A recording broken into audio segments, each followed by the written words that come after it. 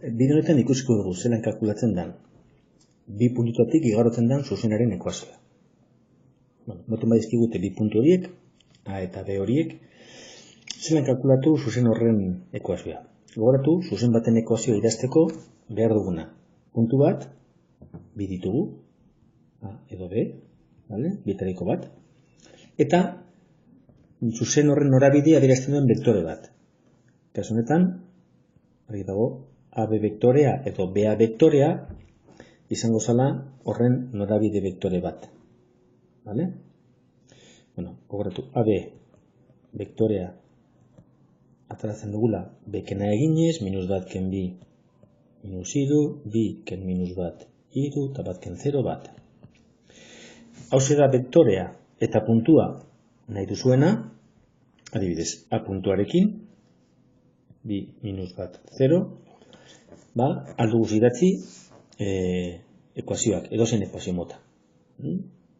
Adibidez, parametrikoak dira normalean gomendatzen direnak segero, erabili behar badira ekuazioak, zeo zer egiteko zuzen horrekin, lagungarria izaten da normalean.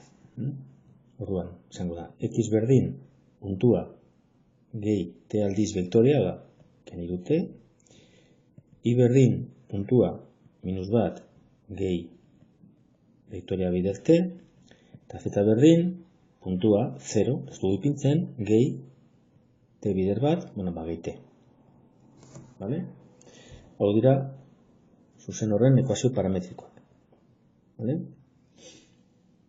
Ekuazio jarraia izango zen x ken bi zati minus iru, berdin i gehi bat zati iru, berdin z, z ken 0 zati bat, edo z zati bat, edo z ken 0 zati bat. Zanetan alda egin. Sarritan agertuko da berdin z bakarrik.